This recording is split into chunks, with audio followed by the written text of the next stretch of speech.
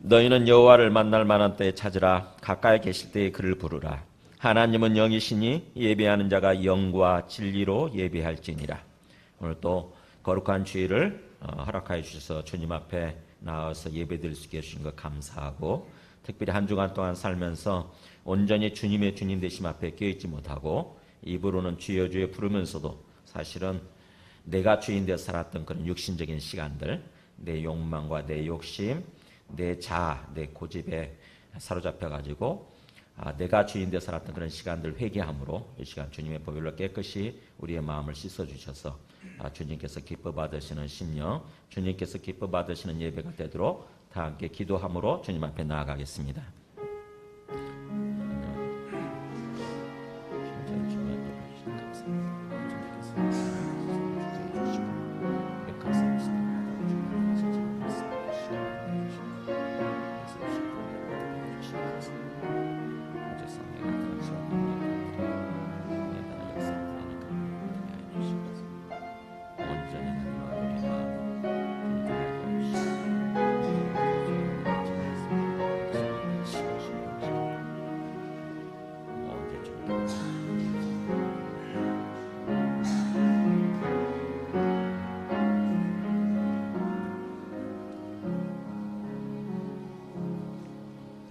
만일 우리가 우리 죄를 자백하면 그는 미쁘시고 의로우사 우리 죄를 사하시며 우리를 모든 불의에서 깨끗하게 하실 것이요. 살아계시고 거룩한 주님, 오늘도 거룩한 주일을 허락하여 주셔서 주님 앞에 나와서 경배하며 예배드릴 수 있게 하시니 감사합니다. 이 시간 주님께서 성령으로 충만히 임재하셔서 친히 말씀하여 주시고 우리의 각 사람 심령 가운데 역사해 주시는 그런 예배가 되게 하여 주시옵소서. 우리 모두가 마음을 추스르고 주님 앞에 나아갈 수 있도록 우리의 각 사람 심령마다 임하여 주시고 주님께서 인도하여 주시옵소서. 예수님의 이름으로 기도드립니다. 아멘. 아멘. 주를 찬양하나이다.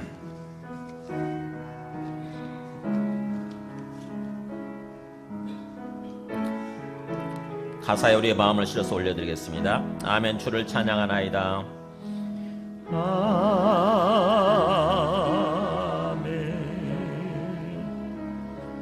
주를 찬양하나이다. 아멘. 아멘.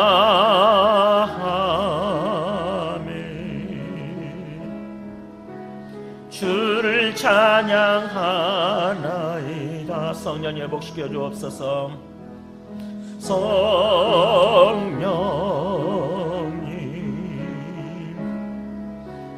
회복시켜 주옵소서. 아멘. 성령님 치유하여 주옵소서. 치유하여 주옵소서. 아멘. 오늘 말씀은 요한일서 3장 10절에서 24절인데 18절까지 저와 여러분이 한 절씩 교독하시겠습니다. 요한일서 3장 10절에서 18절까지 저와 여러분이 한 절씩 교독하시겠습니다. 이러므로 하나님의 자녀들과 마귀의 자녀들이 드러나나니 무릇 의를 행하지 아니하는 자나 또는 그 형제를 사랑하지 아니하는 자는 하나님께 속하지 아니하니라. 우리는 서로 사랑할지니 이는 너희가 처음부터 들은 소식이라. 가인같이 하지 말라. 그는 악한 자에게 속하여 그 아우를 죽였으니 어떤 이유로 죽였느냐? 자기의 행위는 악하고 그의 아우의 행위는 의로움이라. 형제들아, 세상이 너희를 미워하여도 이상히 여기지 말라. 우리는 형제를 사랑함으로 사망에서 옮겨 생명으로 들어간 줄 알거니와 사랑하지 아니하는 자는 사망에 머물러 있느니라. 그 형제를 미워하는 자마다 살인하는 자니 살인하는 자마다 영생이 그 속에 거하지 아니하는 것을 너희가 아는 바라. 그가 우리를 위하여 목숨을 버리셨으니 우리가 이로써 사랑을 알고 우리도 형제들을 위하여 목숨을 버리는 것이 마땅하니라. 누가 이 세상의 재물을 가지고 형제의 궁핍함을 보고도 도와줄 마음을 닫으면 하나님의 사랑이 어찌 그 속에 거하겠느냐. 18절 같이 읽습니다. 자녀들아, 우리가 말과 혀로만 사랑하지 말고 행함과 진실함으로 하자. 아멘. 앉으시겠습니다. 혹시 아마데우스 영화 보셨어요? 모차르트의 경쟁자라고 그럴까?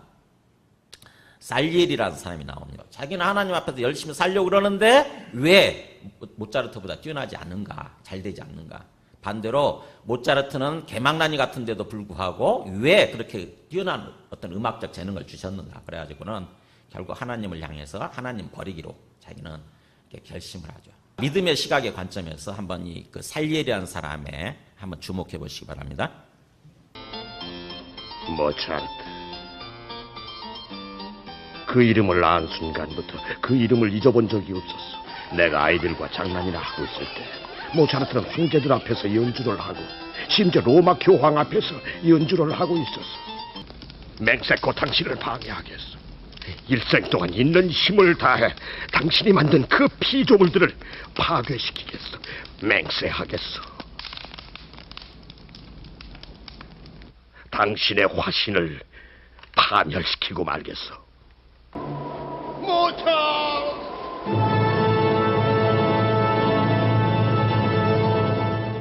내 죄를 용서해다. 고백한다. 내가 너를 죽였다. 살리에리라는 사람의 믿음이 어떤 믿음인 것 같아요? 일반 평범한 믿음이죠. 평범한 믿음. 기도를 해도 내가 위대한 작곡가가 되는 게 일단 목표고, 그 다음 뭐예요? 내가 죽은 후에 나의 음악이 길이길이 사람들에 의해서 기억되어서 내가 추앙받는 거예요. 내가 높임받는 거예요. 근데 그게 잘 안 되니까 어떻게 돼요? 나중에 엉뚱한 어떤 진짜 개망나니 같은 어떤 모차르트가 모차르트에게 천재적인 재능을 주어가지고 모차르트가 잘 나가니까 어떻게 됩니까? 이제 그런 하나님은 필요 없다는 거죠, 그죠? 그런 하나님은 내게 있어서 하나님이 아닌 거예요. 그러니까 하나님을 완전히 이제 그 적이 되기로 결심을 하고 십자가를 불에 태우죠. 그 다음부터 이제 모차르트를 어떻게든지 견제하는 것입니다. 어떻게든지. 결국에는 자기가 이렇게 그 수호신이라고 얘기하잖아요. 그죠? 자기가 신. 마지막 정신병원에서 자기 인식 머릿속에 어떻게 됩니까? 자기는 수호신이에요. 평범한 사람들의 수호신. 자기가 신이 되어버린 거예요. 그래서 자기가 다른 사람들의 죄를 다 용서하겠다고 그러면서 이렇게 그 정신병원을 돌아다니지 않습니까? 이 살리라는 사람의 믿음이 결국에는 그 믿음에 의해서 그 믿음의 색깔 그것에 의해서 이 사람의 어떤 그 삶이 결정이 되는 거죠. 오늘 우리가 한번 말씀을 한번 보세요. 오늘 말씀을 보면은 이 요한일서의 주제가 뭐라고 그랬냐면은 영생의 삶. 하나님과 함께 교제하면서 교통하면서 하나님과 함께 더불어 살아가는 그런 영생의 삶을 위해서 우리가 어떤 믿음이어야 되는지 어떤 삶을 살아야 되는지를 얘기하고 있는 것이 요한일서 말씀이라고 그랬습니다. 영생이라고 하는 것은 뭐냐? 우리가 그 요한일서 1장 3절에서 얘기한 것처럼 그 1장 3절에서 하나님과 사귐이 있는 거죠. 그죠? 우리가 사귐이 주제예요. 사귐의 주제. 사귐이란 말이 주제인데 우리 믿는 사람들끼리 사귀는 것이고 그러면서 하나님 안에서 하나님과 그 다음에 하나님의 아들 예수 그리스도와 더불어서 함께 사귀는 거예요. 그게 영생이라고 하는 거예요. 그게 영생의 삶. 그러니까 우리가 영생이라고 하는 것을 죽은 후에만 주어지는 어떤 생명, 그래가지고 영원히 죽지 않고 영원히 가는 생명 이렇게만 생각하기 쉬운데 사실은 그렇지 않다고 그랬죠. 영생이라고 하는 것은 죽은 후에 비로소 주어지는 어떤 그런 생명이 아니라 이 땅에서부터 하나님과 함께 사귀는 생명, 하나님과 함께 사귀면서 교제하면서 하나님과 교제하고 교통하면서 하나님과 함께 더불어 살아가는 생명, 이게 영생이라고 하는 거라고 그랬죠. 영생. 요한복음 17장 3절에 나와 있는 것처럼 영생은 곧 유일하신 참 하나님과 그가 보내신 자 예수 그리스도를 아는 것이니이다. 영생은 아는 것이다. 누구를 아는 거냐? 참 하나님과 유일하신 하나님과 그가 보내신 그분의 아들 예수 그리스도를 아는 것. 지식적으로 아는 게 아니라 인격적으로 교제를 통해서 아는 것. 교제를 통해서. 우리가 누군가를 안다고 그랬을 때 머리로 들어서 그냥 지식적으로 아는 경우가 있고 좀 더 이렇게 함께 삶으로써 함께 교제함으로써 그 사람에 대해서 아는 게 있잖아요. 여기서 말하는 안다고 하는 것은 교제를 통해서 아는 거예요. 인격적으로 아는 거. 그러니까 신앙이라고 하는 거, 믿음이라고 하는 것은 뭐냐면은 하나님과 함께 더불어 살면서 하나님이 어떤 분이신지를 인격적으로 알아가는 거. 이게 신앙이에요. 이게 믿음이에요. 그러니까 우리가 예수님 믿는다고 그러면서도 또 예수님 믿고 하나님을 믿는다고 그러면서도 내가 그분과 교제하는 삶이 되지 않는다. 그분과 함께 교통하는 삶이 되지 않는다 그러면은 우리 신앙은 안 믿든지 아니면 아주 어린 단계에 있어요. 어린 단계. 예수님 믿는다고 그러면서도 여전히 나 혼자 살아가는 것 같다. 인생에서. 나 혼자 하나님 의식이 없어요. 내 마음속에서 내 머릿속에서 하나님 의식되지 않고 그냥 내 혼자서 뭔가 결정을 하고 내 혼자 불안해하고 두려워하면서 나 혼자 인생길을 걸어가는 것 같다 그러면은 우리 믿음은 아직 주님께서 말씀하시는 그 믿음이 아닌 거예요. 그래서 주님께서 우리에게 자기 아들 보내주신 이유 그리고 그래서 하나님의 아들이 이 땅에 오신 이유는 뭐냐. 그것을 통해서 우리가 하나님 믿는 목적은 하나님과 함께 더불어 살아가기 위한 거예요. 하나님이 원래 그것을 위해서 우리를 지으신 거예요. 하나님 우리와 함께 더불어 살아가기 위해서. 에덴 동산 때 원래 그런 삶이 있었던 거죠. 그런 삶이. 근데 우리가 하나님을 거부하면서부터 그런 삶이 끊어져 버린 거거든요. 하나님과 함께 교제하면서 살아가는 그 삶이 없어져 버린 거예요. 근데 그런 우리를 회복시키기 위해서, 그런 우리의 삶을 회복시키기 위해서 하나님께서 자기 아들을 보내셔서 우리 죄를 위해서 죽게 하신 거예요. 우리 죄의 본질은 하나님을 거부한 거였거든요. 하나님 거부하고 하나님 당신 필요 없어요. 내 인생은 나의 것이니까 나 혼자 살아가면 돼요 라고 하나님을 거부해버린 거. 이게 죄의 본질이에요. 하나님을 거부한 거. 이게 죄의 본질이에요. 근데 그 죄를 위해서 하나님께서 자기 아들을 보내셔서 우리를 위해서 죽게 하신 것입니다. 그래서 우리가 그분을 받아들이게 되면 하나님의 아들 예수님을 받아들이게 되면 우리 죄가 용서되면서 우리 죄가 깨끗해지면서 다시 하나님과의 관계가 회복되는 거예요. 다시 하나님과의 관계가 회복되어져서 이제 하나님과 함께 더불어 살아가는 삶이 시작되는 거죠. 그러니까 우리가 예수 믿는다고 한다면 거기다 초점 맞추는 거예요. 매일매일 항상 하나님과 교제하면서 영적으로 이루어지겠죠. 영적으로 성령을 통해서 영적으로 교제하면서 교통하면서 살아가는 삶 거기다 초점 맞추는 것입니다. 그게 잘 안 되고 있으면 계속 하나님 앞에 나와서 기도해야 돼요. 기도해야 돼요. 하나님 성령으로 주님과 함께 영적으로 교통하는 삶이 되게 해 주시옵소서. 이렇게 기도해야 돼요. 그게 안 되고 있는데도 불구하고 룰루랄라 내가 살아가고 있다. 그러면은 저 살예리 같은 그런 믿음에 빠지게 됩니다. 살예리가 예수님 믿는 것 같지만 기도하는 것 보니까 예수 믿는 것 같죠? 근데 어떻게 됩니까? 중심이 뭐가 있어요? 중심이 누구예요? 나예요. 나. 하나님이 아니라 주님이 아니라 나예요. 나. 아니 주님을 향해서 주여 주여 부르면서도 내가 내 인생의 주인이면 뭐가 되는 거죠? 그게? 안 믿는 거잖아요. 안 믿는 거예요. 그야말로 이 성전 문만 바깥 마당만 받고 지나가는 그런 신앙인 거죠. 성전 마당만 받고 나가는 그런 신앙인 거예요. 그렇게 되면 어떻게 됩니까? 그게 믿음이 진짜 믿음이 아니니까. 그렇잖아요. 앞에 와서 예배드리고 기도하는지는 몰라도 진짜 믿음이 아니면 결국 내가 주인 되는 삶을 살게 되고 내가 중심이 되고 내가 내 인생 목표가 되어버리는 거예요. 그렇게 되면 뭐죠? 거기에 걸리적거리는 거, 거기에 방해가 되는 거에 대해서는 어떻게 됩니까? 내가 그걸 못 받아들이게 되는 거죠. 저 살리라는 사람에게 있어서 모차르트가 자기 삶의 방해물이에요. 방해물. 근데 그것을 허락하신 하나님의 생각이 되니까 뭐예요? 하나님도 역시 자기 인생의 방해물이 되는 거고 하나님도 적이 되어버리는 거죠. 그러니까 가차없이 뭐예요? 하나님을 저버리기로. 가차없이 하나님을 떠나기로 그렇게 해버린 것입니다. 그 다음부터 어떻게 됩니까? 네, 결국에는 자기 삶이 완전히 망가져버리는 거죠. 자기 삶이 완전히 망가져요. 정신적으로도 이제 미쳐버리게 되는 거고. 자살 시도한 거 아닙니까? 또 죽은 거나 마찬가지죠. 그러니까 진정으로 일단 우리의 믿음이 진정한 믿음이 되어져야 되는 거죠. 그게 영생의 삶이에요. 그게 영생의 삶. 그 삶을 위해서 오늘 그 요한일서 말씀을 얘기하고 있고요. 그런 가운데서 오늘 말씀 한번 보세요. 10절에 보면은 이러므로 하나님의 자녀들과 마귀의 자녀들이 드러난다고 그러면서 무릇 의를 행하지 아니하는 자나 또는 그 형제를 사랑하지 아니하는 자는 하나님께 속하지 아니하니라. 자, 이 세상에는 두 종류의 사람이 있다고 하는 것입니다. 하나님의 자녀냐 아니면 마귀의 자녀냐. 두 종류의 사람이 있다고 하는 거예요. 의를 행하지 아니하는 자. 하나님의 뜻이 의지요. 하나님께서 기뻐하시는 뜻이 의입니다. 그러니까 하나님께서 기뻐하시는 모습대로 살지 않은 사람이나 또는 하나님이 우리에게 주신, 우리에게 붙여주시고 우리에게 보내주신 형제들 있잖아요.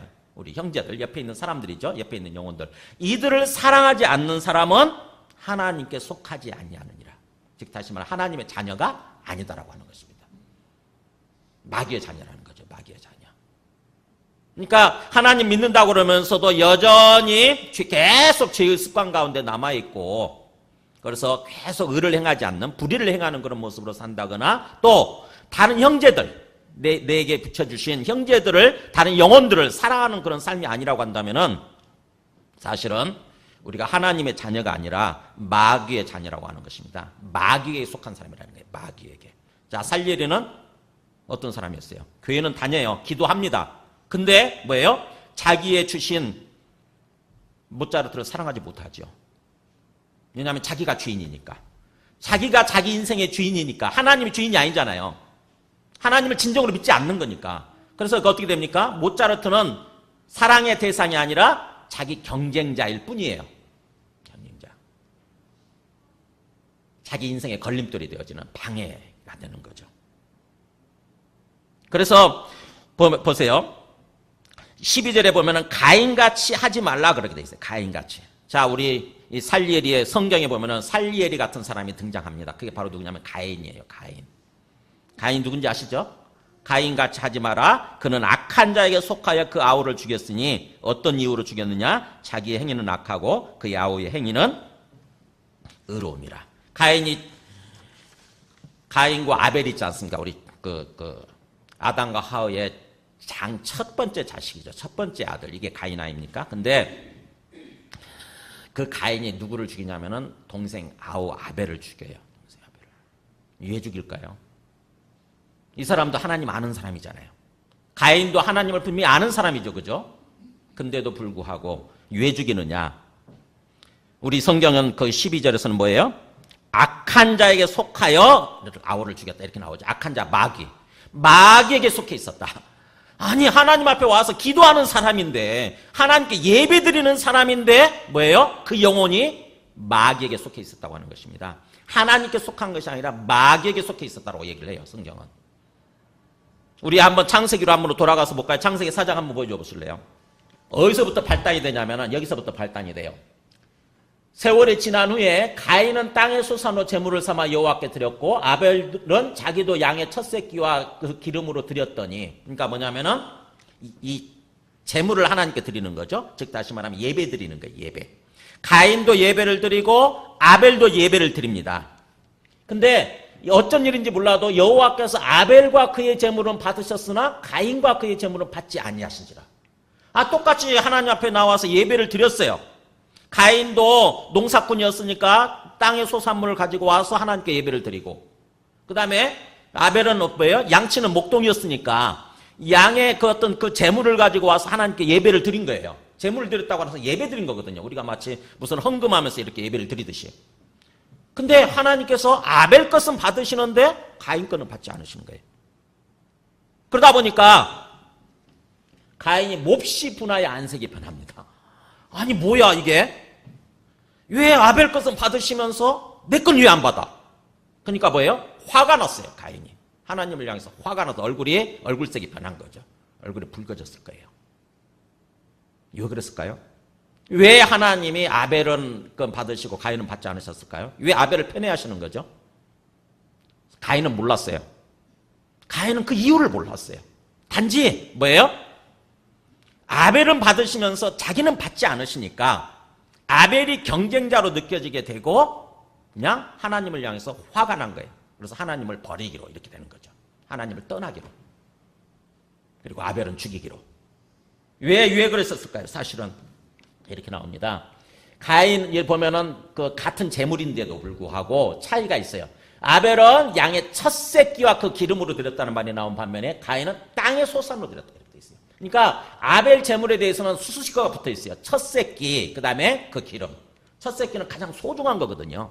그리고 기름도 소중한 거예요. 가장 가치 있는 거예요. 그러니까 아벨은 하나님께 제물을 드리면서 예배를 드리면서도 그 마음이 담겨 있었어요. 하나님을 향한 마음, 하나님을 믿고 진정으로 하나님을 믿고 하나님을 하나님으로 믿고 하나님을 사랑하는 마음이 있었어요. 그러다 보니까 가장 가치 있는 것으로 귀한 것으로 담아서 이렇게 드린 거죠. 반면에 가인은 하나님에 대한 인식이 그런 게 없었어요. 그냥 아무 생각 없이 있는 거니까 땅의 소산물이니까 그냥 가지고 그 중에서 그냥 일부러 딱 가지고 와서 그냥 드린 것에 불과했던 것입니다. 그러니까 하나님은 뭐예요? 믿음을 보신 거예요, 사실은요. 가인의 믿음과 아벨의 믿음을, 마음을 보신 것입니다. 마음, 믿음. 결국에는 가인 거를 하나님의 무슨 거지도 아니고, 그래서 거지처럼 무슨 동냥하듯이 적선하듯이 주는 그 가인 거를 받지 않으신 거예요. 그걸 가지고 하나님이 진짜 하나님이시라고 하는 것을 보여주신 것입니다. 근데 그러고 나서 그 다음 말씀 보여줘 보세요. 그 다음에 이제 이렇게 된 거죠. 그러다 보니까 가인을 사실 하나님을 진짜로 그러니까 안 믿고 이해를 못한 거죠. 결국에는 가인이 그렇게 얼굴색이 변하고 막 분노해 하니까 하나님이 이렇게 얘기합니다. 네가 분하여 하면 어찌 됨이며 안색이 변하면 어찌 됨이냐. 네가 지금 분하는 거, 안색이 변하는 게 타당치 않다고 하는 것입니다. 합당하지 않다는 거예요. 그러면서 이렇게 얘기하죠. 네가 선을 행하면 어찌 낯을 들지 못하겠느냐. 네가 선을 행했다고 한다면 하나님의 뜻에 맞는 선이 하나님의 의가 선이에요. 의가 밖으로 행동으로 드러나면 선이에요. 그러니까는 하나님 기쁘신 뜻대로 행했다고 한다면 네가 왜 얼굴을 떳떳하게 들지 못하겠느냐. 그러면서 만일 선을 행하지 아니하면 죄가 문에 엎드려 있느니라. 하나님의 뜻대로 제대로 행하지 않으면은 진정으로 하나님을 믿고 하나님 뜻대로 행하지 아니하면은 죄가 문 앞에 지금 엎드려 있다고 하는 것입니다. 네가 문을 열고 나가는 순간 너는 죄에 사로잡히게 되고 결국에는 결정적인 큰 죄를 범하게 돼 있다고 하는 거죠. 죄에게 완전히 잡아먹히게 돼 있다고 하는 거죠. 그 죄는 누가 죄를 짓도록 만드냐면 사실은 마귀죠. 마귀가 지금 문 앞에 엎드려져 있다. 마귀가 너를 죄짓게 하고 이제 너를 잡아먹게 될 것이다라고 하는 거죠. 하나님께서 경고하시는 거예요, 미리. 이렇게 얘기하죠. 그래서 죄가 너를 원하나 너는 죄를 다스릴지니라. 지금 죄가 너를 지금 먹으려고 잡아먹으려고 지금 하는 상태인데 네가 그거를 다스리지 않으면은 너는 큰일 난다고 하는 거죠. 네가 죄에게 마귀에게 잡아먹힐 수 있다고 하는 거죠. 근데 가인은 하나님 말씀을 귀담아 듣지 않습니다. 하나님을 진정으로 믿지 않으니까. 지금 자기 자존심이 중요한 거거든요. 지금 자기 자존심이 중요한 것입니다. 아니 왜 내가 받아들이지 않는 거야? 왜 내가 유명해지지 않는 거야? 왜 내가 드러나지 않는 거야? 반면에 아벨이라고 하는 존재는 왜 걔는 받아들여지게 되고 걔는 드러나게 되고 걔는 왜 유명해지는가? 왜 걔는 잘 나가는 거지? 그러니까 뭐예요? 동생이었지만 그는 경쟁자일 뿐이에요. 가인에게 있어서 경쟁자. 없어져야 되는 그냥 경쟁자였던 것입니다. 그래서 결국 가인이 그의 아벨에게 말하고 밖으로 나가자 이렇게 말했다고 나와요. 성경 밑에 보면은 그들이 들에 있을 때 들로 나가자 해가지고 들에 있을 때에 가인이 그의 아우 아벨을 돌로 쳐 죽이니라. 네. 뭐예요? 가인 마음속에 자기가 주인이다 보니까 자기 인생이 자기가 주인인 거죠. 하나님이 주인이 아니에요. 자기가 주인이니까 동생이고 뭐고 그게 아니고 경쟁자일 뿐이고 그냥 없애는 존재, 없애져야 할 때 동생이. 그래 죽인 거예요. 결국 12절에 나와 있는 것처럼 우리 가인같이 하지 마라. 그는 악한 자에게 속하여.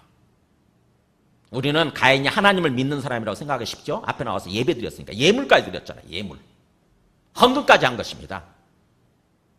뭐예요? 근데 마귀에게 속해 있었다고 하는 것입니다. 마귀에게. 그의 영혼이, 그의 마음이 하나님께 속해 있는 것이 아니라 마귀에게 사로잡혀 있었다고 하는 거예요. 마귀에게.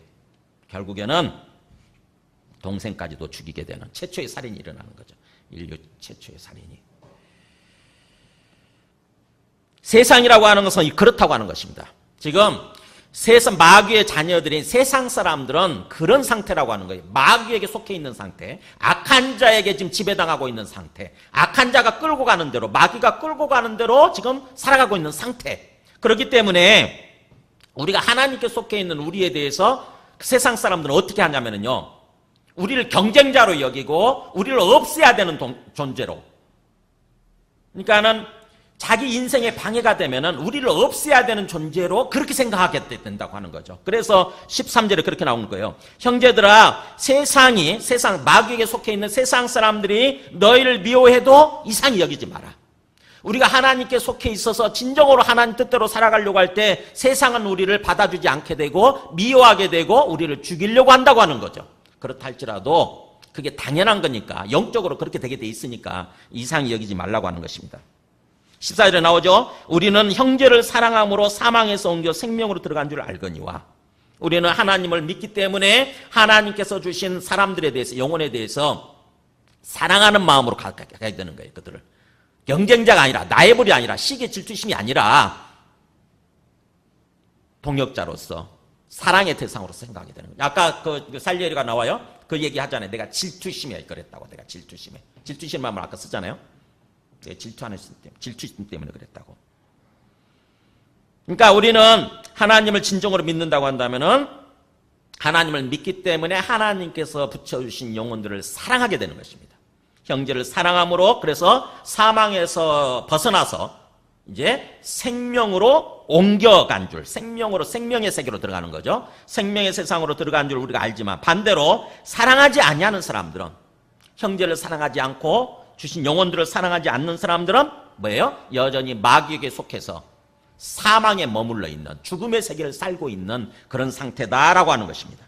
그래서 결국 15절에 그 형제를 미워하는 자마다 살인하는 자고, 살인하는 자마다 영생이 그 속에, 아까 영생이라고 그랬죠. 하나님과 함께 누리는 생명, 그 생명이 그 속에 거하지 아니하는 것을 너희가 아는 바라. 네. 그래서 결국 뭐예요? 진정으로 우리가 하나님을 믿지 아니하면은, 진정으로 하나님으로 믿지 아니하면, 그래서 하나님을 주님으로, 진정으로 주님을 주님으로 믿지 아니하면은 결국에는 내가 주인 될 수밖에 없고, 나를 믿는 거죠. 사실은 내가 하나님이 되고 내가 주인인 거예요. 그래서 나를 믿을 수밖에 없고, 그렇게 되면 내 삶에 모든 뭔가 방해가 된다고 생각이 되면은 뭐예요? 거기에 대해서 시기심, 질투심 이런 것을 느껴가지고 결국 그들을 없애려고 하게 되는, 그를 죽이려고 하게 되는 그런 삶을 살아야 된다고 하는 거죠. 그러면서 우리 삶이 완전히 망해버리는 그런 삶, 멸망의 삶으로 들어간다고 하는 것입니다. 사망의 삶으로. 그렇기 때문에 진정으로 일단은 하나님을 믿는 믿음이 진짜여야 돼요. 하나님을 믿는 믿음이 진짜여야 되고, 그 다음에 그래서 하나님께서 주신 영혼들을 사랑하는 그런 삶으로 이루어져야 된다고 하는, 사랑하는 삶으로 들어가야 된다고 하는 것입니다. 근데 형제를 사랑하되 어떻게 사랑해야 되느냐, 어느 정도까지? 16절부터 18절까지 보세요. 그가 우리를 위하여 목숨을 버리셨으니 우리가 이로써 사랑을 알고 우리도 형제들을 위하여 목숨을 버리는 것이 마땅하니라. 어느 정도까지 형제들을 사랑해야 되느냐? 형제들을 위해서 목숨을 버릴 정도까지. 누가 이 세상에, 예를 듭니다. 누가 이 세상에 재물을 가지고, 자기가 재물이 있어요. 넉넉합니다.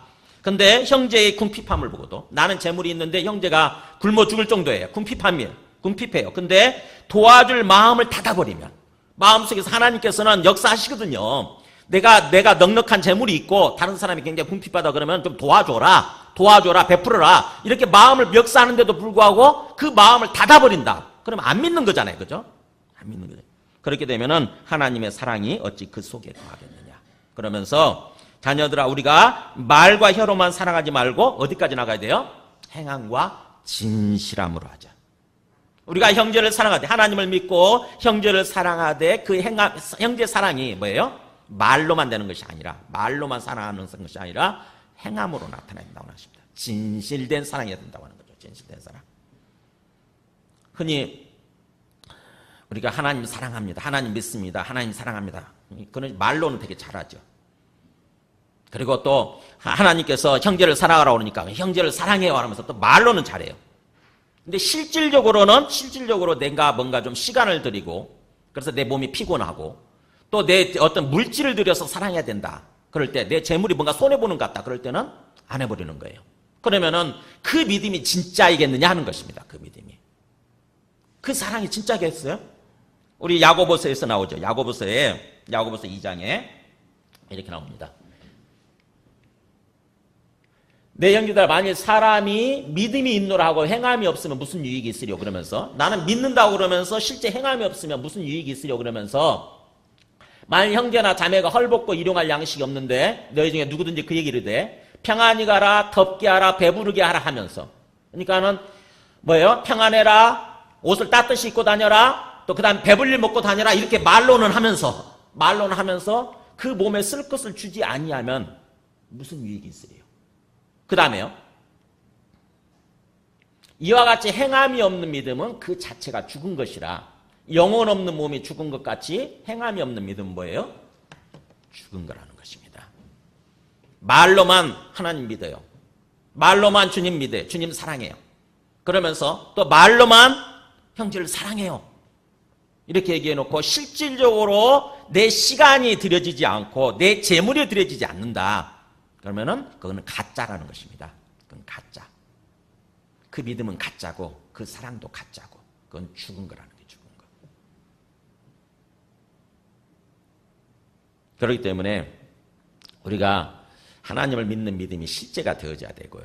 그 다음에 뭐예요? 또 하나님께서 우리에게 붙여주신 그 형제를 사랑하는 것이 실제가 되어져야 되는 거죠. 근데 믿음이 가짜가 되면은 형제를 사랑하지 않게 됩니다. 그럴듯하게 사랑해요. 그럴듯하게 사랑한다고 그래요. 그 앞에서는. 저기 살리에리도 그렇습니다. 모차르트를 만나면은 그럴듯하게 모차르트를 막 뭔가 막 칭찬하고 도와주는 것처럼 해요. 근데 뒤에서는 다 막아요.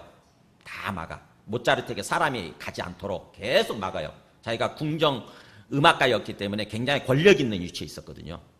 그래서 그 모차르트 다 막아요. 결국에는 모차르트가 굉장히 먹을 게 없어가지고 굉장히 고생하다가 결국 죽게 되는 거거든요. 저게. 그러니까는 그거를 살리에리가 아는 거예요. 나중에 내가 죽였다고 이렇게 얘기를 하잖아요. 내가 죽게 만들었다고. 시기심 때문에, 질투심 때문에. 그 뿌리는 하나님을 믿지 않는 믿음 때문에. 앞에 나와서 예배드리고 기도했는데 하나님을 진정으로 믿지 않았던 거예요. 자기가 인생의 주인이었고 자기가 모든 것의 주인이었던 거죠.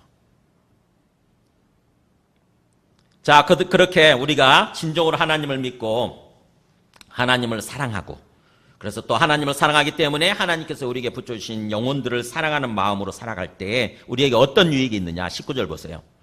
이로써 우리가 행함과 진실함으로 사랑을 하게 될 때 이로써 우리가 진리에 속한 줄을 알게 되고 또 우리 마음을 주 앞에서 굳세게 하리니.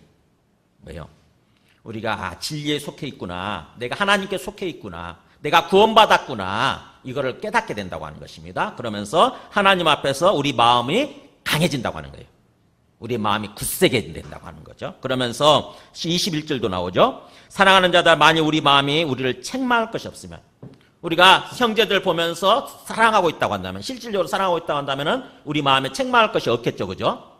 우리 마음에 거리낌이 없을 거 아니에요. 그렇게 되면은 하나님 앞에서 담대함을 얻고, 이 담대함이 확신이에요. 담대함이란 말이 확신이라는 뜻입니다. 그러니까 하나님 앞에서 더욱더 확신을 얻게 되는 거예요. 아, 하나님이 진짜 살아계시는구나. 와, 진짜 하나님이 살아계시고 내가 하나님의 자녀구나. 이걸 깨닫게 되는 거죠. 확신을 얻고, 그러면서 무엇이든지 구하는 바를 그에게서 판단이 뭐예요? 기도 응답도, 무엇이든지 우리가 기도하는 것도 또 주님으로부터 받게 된다고 하는 것입니다. 이게 영적 선순환이에요. 영적 선순환. 그러니까 하나님을 진정으로 믿고, 하나님을 진정으로 믿다 보니까 하나님을 사랑하게 되고, 또 하나님을 사랑하니까 하나님께서 붙여주신 영혼도 하나님의 관점에서 바라보고 사랑하게 되고, 그러니까 더욱더 또 확신을 얻게 되어지고, 또 기도하는 것도 또 다 받게 되어지고, 이게 영적 선순환인 거죠. 반대로요. 반대로 하나님을 안 믿습니다. 제대로 안 믿어요. 진정으로 안 믿어요. 그냥 종교 활동을 할 뿐이지 진정으로 안 믿어요. 그렇게 되면 어떻게 되죠? 네, 내가 역시 내 인생에 여전히 주인 돼서 살다 보니까 거기에 도움이 되면 믿는 것처럼 행동하다가 그게 방해가 되면은 가차없이 하나님을 버리는 것입니다. 하나님을 마음속에서 지워버려요. 버려버려요. 십자가를 불로 태우듯이. 내가 아는 사람 어떤 분은 십자가를 도끼로 쪼갰어요. 자기 인생에 방해된다고. 2번씩이나. 그렇게 되는 거예요. 언제든지 그럴 수 있다. 장로가 그랬어요. 장로가. 그 사람 삶이 어떻게 됐을까요? 네, 아들 죽고요. 경제적으로 완전히 파산됐어요. 고소당해가지고. 그러니까 하나님을 진정으로 믿지 않는다고 한다면 그렇게 되는 거죠. 항상 내가 주인이다 보니까 내 삶에 도움이 되면 믿는 것처럼 행동하지만 내 삶에 방해가 되면 언제든지 하나님도 버리고 하나님께서 주신 사람들도 언제든지 내가 죽여 없애려고 하게 되고 이렇게 되는 거죠. 그렇게 하는 순간 그렇게 되는 것부터 우리 삶은 완전히 이제 사망의 구렁텅이로 멸망의 구렁텅이로 들어가야 된다고 하는 것입니다. 그게 이제 영적 악순환이 되는 거죠. 안 믿으니까 그렇게 되고 또 그렇게 돼서 하나님의 은혜를 받지 못하니까 또 안 믿게 되고 이렇게 돼버리는 영적 악순환에 빠지게 되는 거죠. 그래서 말씀을 정리하게 되면은 진정으로 우리가 하나님을 믿는 믿음이 진짜인지 그걸 일단 점검을 해야 돼요. 정말 나는 진짜 하나님으로 믿고 있는가? 절대자 하나님으로 나의 주인으로 믿고 있는가? 나를 위해서 하나님 필요한 존재인가? 아니면 하나님을 위해서 내가 존재하는가? 생각을 해보세요. 나를 위해서 하나님을 끌어다 붙이는가? 아니면 하나님을 위해서 내가 존재한다고 생각하는가? 네. 어떤 게 진짜 믿음인지 한번 생각해 보세요. 하나님께서는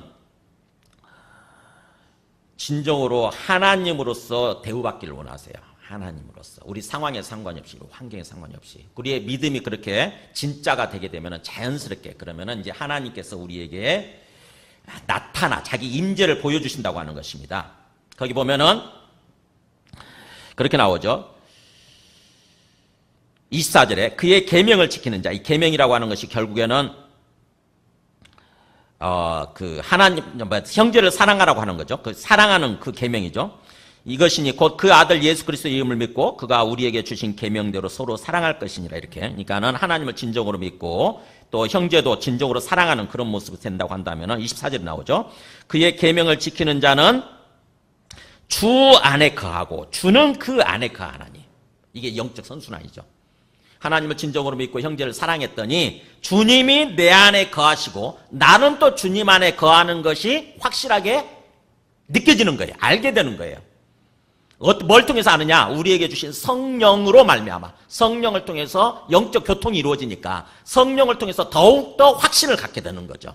아, 진짜 하나님 살아계시는 거 맞구나. 진짜 내가 하나님 안에 속해 있구나. 하나님이 내 안에 내 앞에 계시는구나. 이렇게.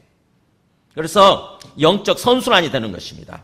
그렇기 때문에 우리가 하나님을 진정으로 믿고 그렇게 하나님과 하나님의 임재를 느끼면서 영적으로 교통하는 삶을 살아가는 게 하나님께서 우리에게 주신 어떤 그 신앙의 목표예요.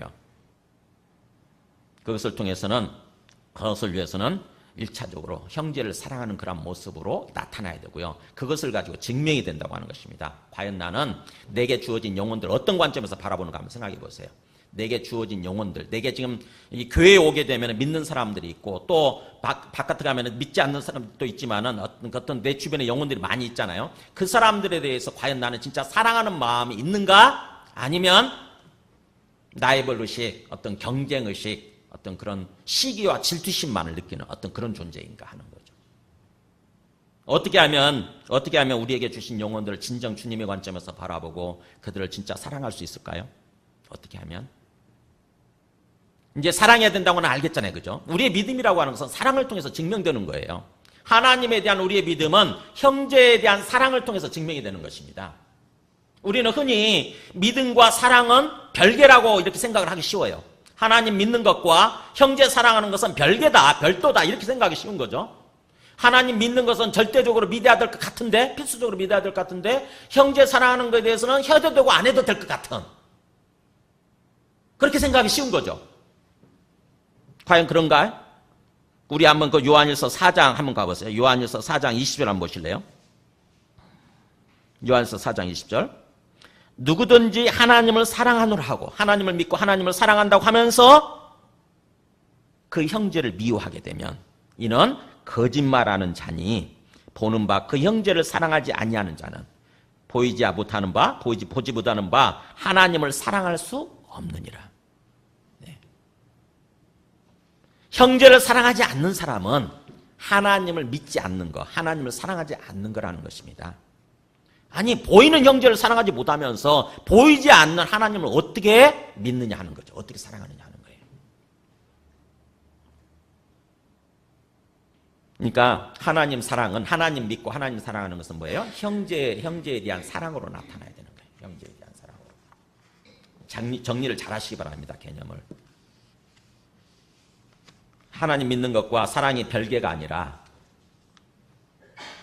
필요 충분 조건이 되는 거예요. 필요 충분 조건.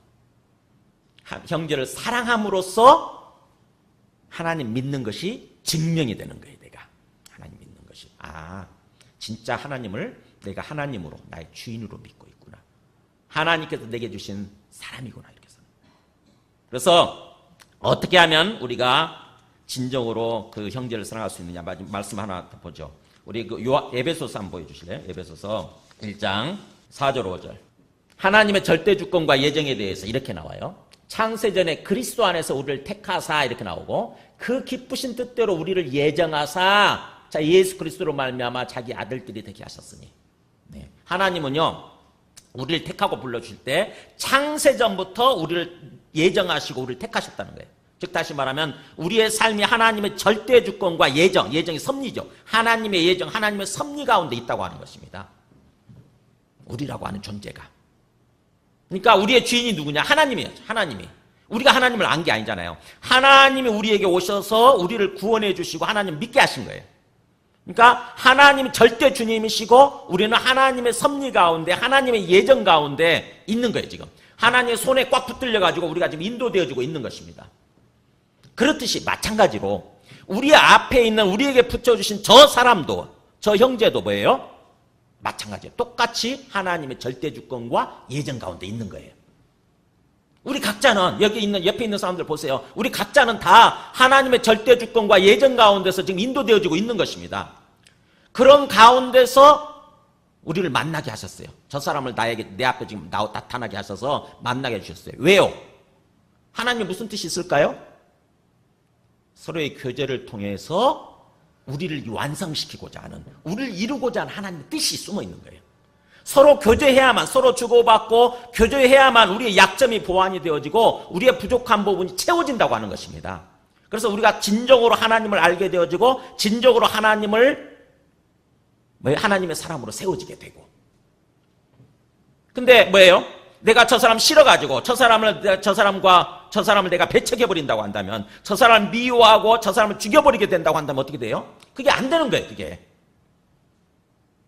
주님께서 이렇게 나오잖아요. 우리에 대한 계획이 뭐예요? 우리의 목표가 이거죠. 우리로 사랑 안에서 그 앞에 거룩하고 흠이 없게 하시려고. 믿음이라고 하나님께서 우리에게 믿음을 주신 이유는 사랑 안에서 거룩하고 흠이 없는 모습이에요. 사랑 안에서 거룩하고 흠이 없는 모습. 그러니까 우리 안에 사랑이 충만한 존재가 되는 거고, 우리가 그 다음에 또 우리 안에 거룩하고 흠이 없는 그런 존재가 되는 거예요. 목표가. 근데 그게 뭐예요? 우리에게 붙여주신 사람들과의 교제를 통해서 이루어진다고 하는 것입니다. 그러니까 다른 사람을 바라볼 때 어떻게 바라봐야 돼요? 아, 하나님께서 나의 주인이기도 하시지만 저 사람의 주인이기도 하신데, 하나님께서 하나님의 특별한 계획과 뜻 가운데서 저 사람을 지금 만나게 해주셨구나. 지금 단계에서, 지금 시간에 저 사람과의 관계가 필요하기 때문에, 교제가 필요하기 때문에 만나게 해주셨구나라고 하나님의 절대 예정과 그 섭리 가운데서 바라보는 거예요. 앞에 있는 사람들을, 우리에게 주신 영혼들, 앞에 있는 형제들을 하나님의 관점에서 바라보는 것입니다. 하나님의 관점에서. 내 관점에서 바라보는 게 아니에요. 내 인생에 내가 주인이면 자꾸 내 관점에서만 생각하는 거잖아요. 아까 살리에리처럼. 그래가지고 그게 방해되고 걸림돌이 된다 싶으면은 가차없이 시기심과 질투심을 느끼고 견제하고 없애려고 하게 된다고 하는 것입니다. 거부하는 거예요, 내가. 그렇게 되면은 우리를 향한 하나님의 뜻이 이루어지지 않게 되는 거죠. 그러니까 이 말씀을 꼭 기억하시기 바랍니다. 에베소 1장 4절 5절. 네. 우리는 하나님의 절대 주권과 예정 가운데 있어요. 우리 자신 각자는. 그리고 앞에 있는 사람도 마찬가지예요. 그런 가운데서 저 사람을 오늘 지금 만나게 해주신 거예요. 그러니까 내가 싫어도 뭐예요? 내 마음을 열고 하나님의 관점에서 바라보고 교제하고 사랑으로 섬기는 것입니다. 사랑하는 거예요. 사랑하려고 하는 거예요. 그럴 때 비로소 우리의 모난 부분들이 걸러지고 깎여지고 그래서 하나님의 사람으로 온전한 모습으로 빚어져 가는 거예요. 주님께서는 그래서 우리 삶을 그렇게 해서 온전하게 하기 위해서 하나님의 정말 어떤 그 기쁨과 복을 누리는, 복이 기쁨이란 뜻이거든요. 원래 하나님의 복과 기쁨을 누리는 그런 삶이 되어지는 것입니다. 항상 하나님의 관점에서 앞에 있는 사람들을 바라보고 사랑하려고 하고 있는가 하면 그 관점에서 계속 그런 관점에서 우리 자신을 체크하시기 바랍니다. 살예리처럼 속지 마세요. 내가 그냥 겉으로만 형식적으로 종교활동하고 있는데 결국에는 내가 믿고 있다, 이렇게 거기에 속지 마시기 바랍니다. 그게 어느 순간에 진짜 믿음이 되지 않으면 저렇게 살예리처럼 완전히 멸망하는 그런 삶이 되고 마는 거예요. 우리 함께 찬송하고 기도하겠습니다. 찬송가 220장.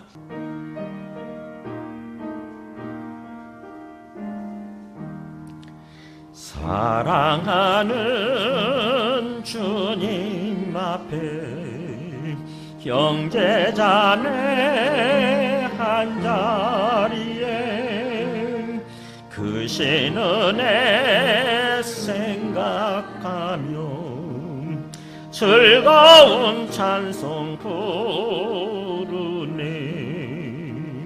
내 주 예수 본을 받아 모든 사람 내 몸같이 환난 근심 위로하고 진심으로 사랑하세. 네, 오늘 주신 말씀 생각하면서 기도하겠습니다. 우리가 주님을 믿는다고 하면서도 사실은 제대로 믿지 아니하고 여전히 내가 주인 되어서 나를 위해서 이렇게 살았던 그런 어떤 가짜 믿음 가운데 있었다고 한다면 그것을 회개하고 진정으로 주님을 믿기를 원합니다. 그래서 살아계신 주님 앞에서 주님을 사랑하고 또 주님께서 우리에게 붙여주신 영혼들, 그 형제들을 사랑하는 마음으로 진정으로 살기를 원합니다. 그래서 우리의 믿음이 완성되어지고 우리가 주님께서 원하시는 그런 인격으로, 그런 삶으로 되어지기를 원합니다. 주님께서 이 시간 성령께서 우리 마음 가운데 감동시켜 주시고 역사해 주옵소서. 함께 기도하시겠습니다. 하나님 아버지 감사합니다. 우리 모든 사람 한 사람마다 주님께서 사랑하셔서 오늘 이 자리에 있게 하신 줄 믿습니다. 우리에게 찾아주셔서 주님을 믿을 수 있는 기회를 주시고, 그래서 주님을 주님으로 하나님으로 믿을 수 있는 기회를 주시고, 진정으로 하나님과 주님이 주가 되어지는 주님을 위해서 삶을 살아가는, 그래서 주님께서 우리에게 주신 영혼들을 그런 사랑하는 그런 삶이 되어지게 하여 주시옵소서. 우리 한 사람 한 사람 심령 속에 성령으로 말씀하여 주시고 빛을 비춰주셔서 우리의 믿음이 진짜 믿음이 되도록 하나님을 진정으로 믿고 하나님의 말씀에 순종하는, 하나님과 형제들을 사랑하는, 영혼들을 사랑하는 그런 삶으로 살아갈 수 있도록 역사해 주시옵소서. 우리 2절부터 하시면서 봉헌한 시간 갖겠습니다. 사랑하는 주님 앞에 온갖 정성 다 바쳐서 괴로우나 즐거우나 주님만 힘써 섬기네.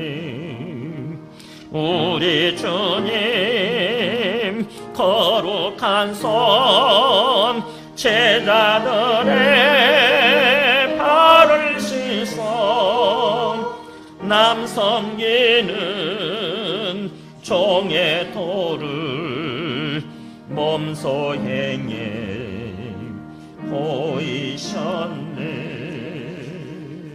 지금 이 땅에 오셔서 우리 죄를 위해서 죽으시고 또 부활하셔서 하늘에 살아계셔서 우리의 주님과 그리스도가 되시는 예수 그리스도의 은혜와 하나님 아버지의 크신 사랑과 성령님의 내주 감화 감동 충만하시는 종이 오늘 말씀을 따라서 우리가 진정으로 하나님을 믿고 진정으로 주님을 주님으로 믿고 주님께서 우리에게 명령하신, 우리에게 붙여주시고 명령하신 형제를 사랑하라, 다른 영혼들을 사랑하라고 하신 그 말씀에 순종해서 형제를 사랑하는 모습으로 우리의 믿음을 증거하기로 증거하는 그런 삶을 살아가기로 다짐하는 모든 심령과 그리고 그 가정과 그 하시는 일들 위해 지금부터 영원토록 함께 하시기를 간절히 축원하옵나이다.